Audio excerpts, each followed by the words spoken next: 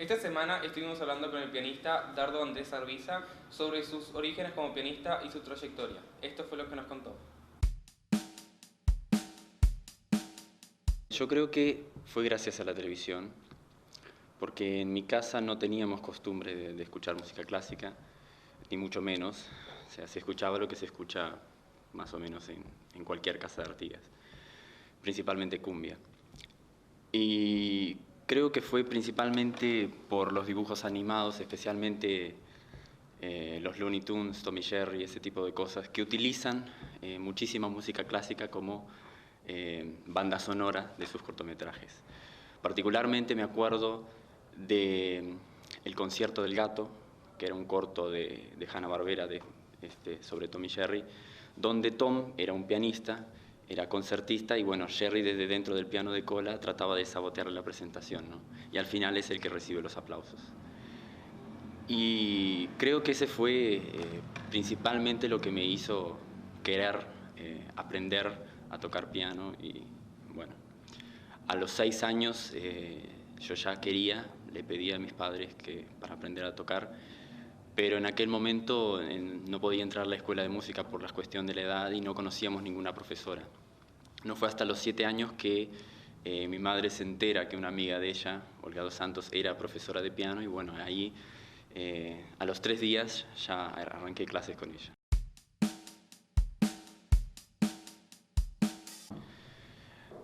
Yo creo que más bien no, porque tal vez la toma de conciencia de lo que significaba realmente dedicarse a tocar piano vino después. Yo en aquel momento lo hacía porque era algo que me gustaba y además tenía facilidad para ello. Y, y lo hice casi de manera natural. Como dije, la toma de conciencia de que significaba bueno, convertirse realmente en un concertista, como el gato, que requería más horas de estudio, más dedicación, un proceso más intelectual también sobre el estudio mismo de la música, vino después, ya en la adolescencia, y bueno, ahí realmente me puse a estudiar de otra manera, ¿no? Con mucha más disciplina, con mucho más empeño, etc. Las primeras fueron los exámenes de piano, que en aquel momento aún se realizaban, el Conservatorio SEMA, que fue donde empecé, los realizaba en el Club Uruguay, en el piano de cola, y bueno, iban todas las familias de las personas bueno, de los niños que estudiaban algún instrumento. Pero la primera presentación en un concierto como tal o en una actividad artística como tal fue a los 9 años en el Liceo 1, que fue un homenaje a Miguel de Cueder. Entonces, ANEP seleccionó a varios niños que bueno, que tocaban algún instrumento, y yo fui uno de ellos que, bueno, tocó una pieza cortita de un compositor ahí. Ese fue el primer acercamiento, digamos. En aquel momento, cuando empecé, digamos que el modelo más bien era las caricaturas, claro, lo que había visto en la televisión. Es decir, llegar un día, como Tom, a un auditorio como el Carnegie Hall en Nueva York, con un piano de cola, vestido con un frac de cola larga, etc. Pero luego, cuando hubo ese cambio en mi actitud frente al estudio del piano, que empecé a investigar un poco sobre concertistas, empecé a escuchar mucha más música clásica, eso fue gracias a internet. Creo que ahí empecé a conocer más la historia de varios concertistas famosos del siglo XX y bueno, principalmente creo que Arthur Rubinstein es como el gran ejemplo y hay otros. Es una muy buena pregunta que tiene tal vez una respuesta un poco larga.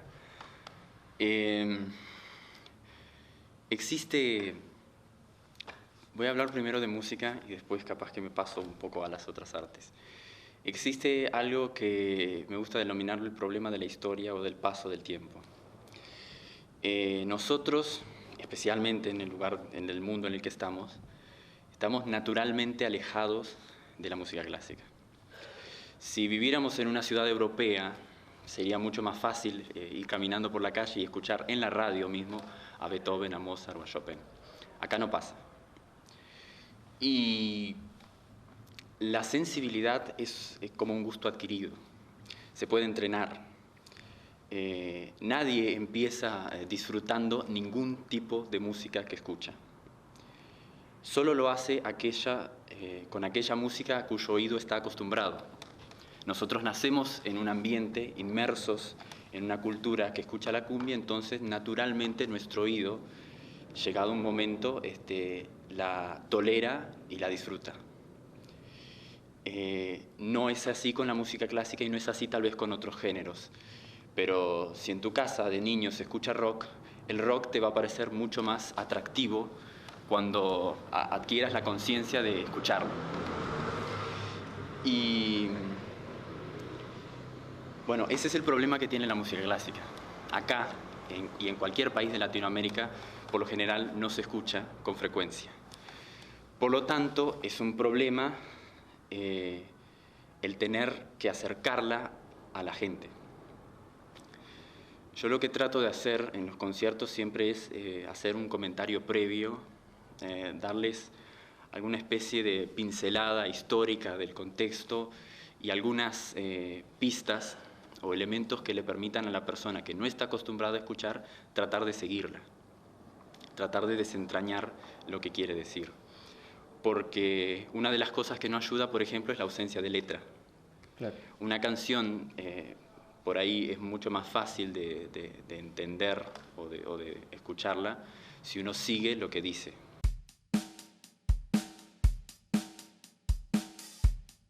Por supuesto. De ahí que nace el proyecto que he llevado a cabo el año pasado, que se va a repetir este año, que es conciertos para niños. O sea, una actividad, un concierto dedicado específicamente a tratar de introducir la música clásica en escolares. Justamente con la intención futura de que en algún momento puedan escuchar y tengan otro acercamiento, tengan otra visión, ya conozcan lo que es un concierto para piano,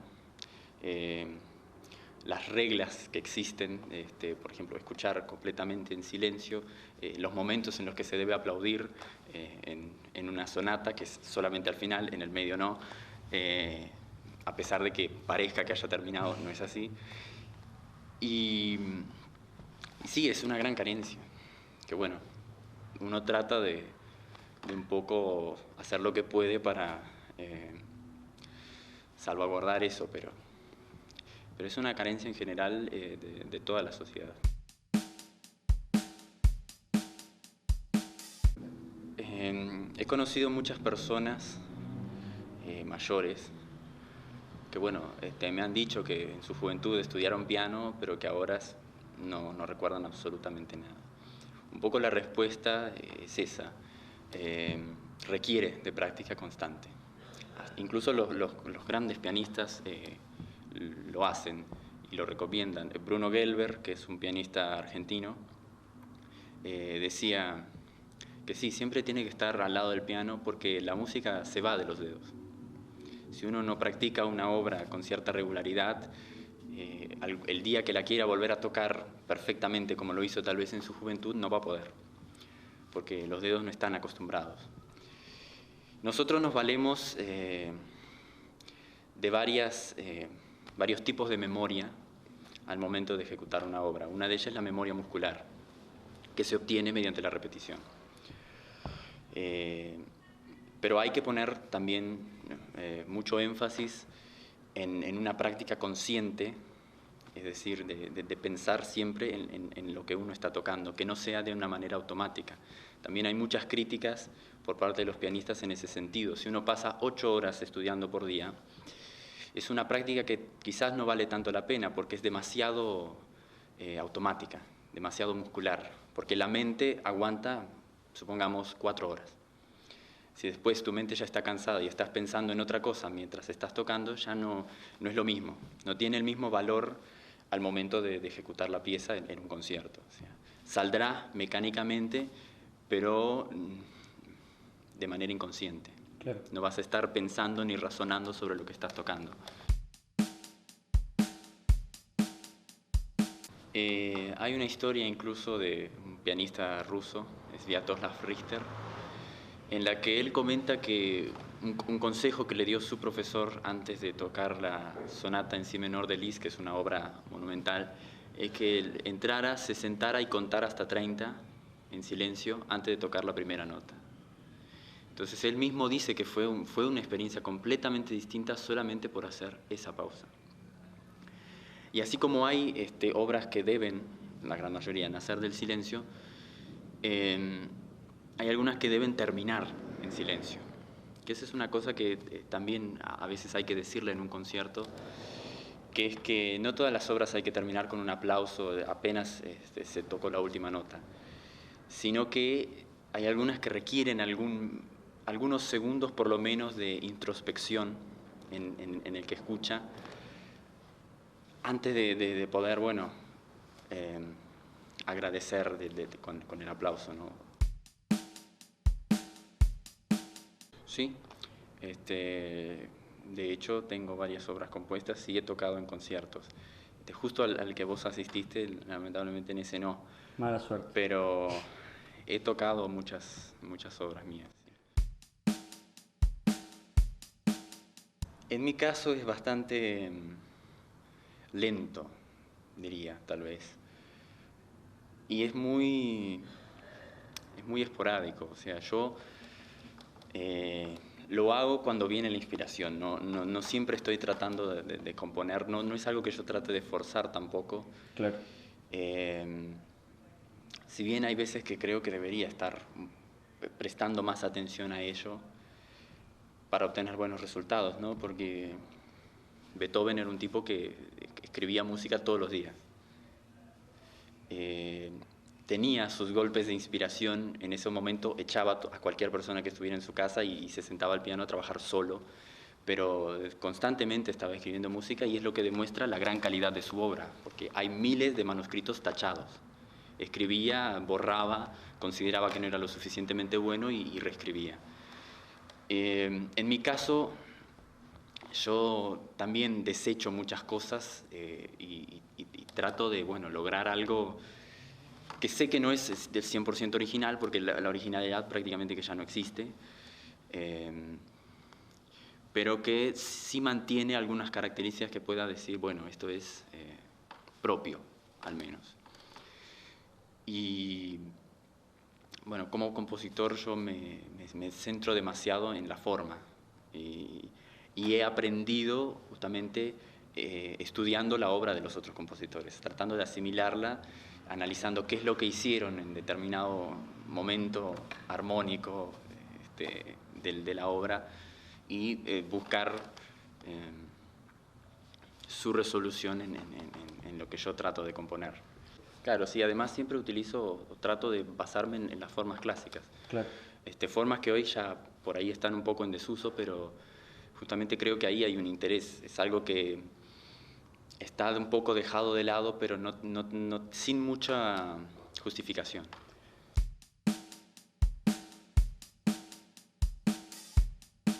Yo creo que tiene un impacto. Y hay algo que hace días que venía pensando incluso, y de hecho voy a aprovechar este momento para decirlo, que es justamente un poco lo que hablaba al principio, de que en nuestras ciudades latinoamericanas no tenemos la misma oferta cultural que tiene una sociedad europea. Pero sí hay una oferta cultural, por ejemplo, en ciudades como Montevideo, ¿no? Allá los niños tienen mayor acceso a conciertos porque se realizan conciertos prácticamente todos los días o seguro todas las semanas. Y de hecho hay un programa nacional que es El Maestro Nasser va a las escuelas. Diego Nasser es el director de la Orquesta Sinfónica del Sodre, director artístico del Sodre también. Que en ese programa bueno, los números que habían dado a conocer era que, bueno, había contemplado a 6.000 niños de todo el país, o sea, visitando unas escuelas él con una viola y hablándole de música a los niños. Y lo que yo me puse a pensar es, bueno, 6.000 niños de todo el Uruguay.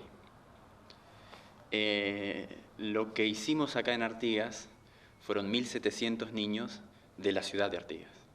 De una población de 45.000 habitantes se contempló verdaderamente un número muy considerable de gente en relación al resto del país. O sea, yo creo que lo que hicimos es un paso muy importante y que solo puede tener buenos resultados en el futuro.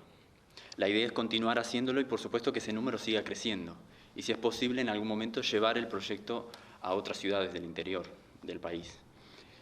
Y sí, esa pequeña introducción, ese pequeño paso, es también una manera de decir, bueno, hay gente interesada en que la cultura se difunda más, en generar una sensibilidad artística en las nuevas generaciones, y hay oferta, y hay demanda, quiero decir.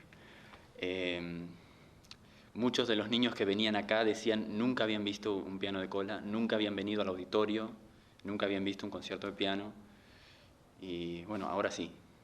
Ahora ya tienen el primer paso, la primera experiencia que espero que les sirva para en un futuro continuar asistiendo a conciertos, saber de qué se trata la actividad, generar interés por el instrumento o por la música, y yo creo que los resultados siempre serán positivos con este tipo de actividad, y espero que surjan otros que nos tengan como foco la música. ¿Qué pasa con la literatura? ¿Qué pasa con el cine? ¿Qué pasa con la escultura, la pintura? Es necesario tratar de educar en cuanto a sensibilidad artística a las nuevas generaciones. Cuando eso se haga, el futuro será distinto, mejor, sin lugar a dudas. A continuación les dejamos con algunas recomendaciones sobre series, películas, libros y todo lo referido a la cultura. Hoy vamos a hablar sobre una serie de Netflix que se llama The Society. Se encuentra disponible en la primera temporada y se trata sobre un grupo de estudiantes que hacen un viaje y cuando vuelven se encuentran sin sus familias y luchan para sobrevivir y para lidiar con problemas entre ellos y así armar su propia sociedad. Bien, yo voy a recomendar el libro El retrato de Dorian Gray. Fue escrito por Oscar Wilde. Es una historia bastante extensa, es una novela que cuenta la historia de justamente Dorian Gray, que es un hombre que busca mantener su belleza por sobre todas las cosas y trata justamente el dilema de lo que tiene que ver con el arte y lo que tiene que ver con la moral. Y lo recomiendo para todo aquel que quiera saber un poco más sobre arte o sobre el ser humano en general. Bueno, esto es todo por hoy. Muchas gracias por su atención. Nos vemos en la próxima. Auspicia Panadería Nava.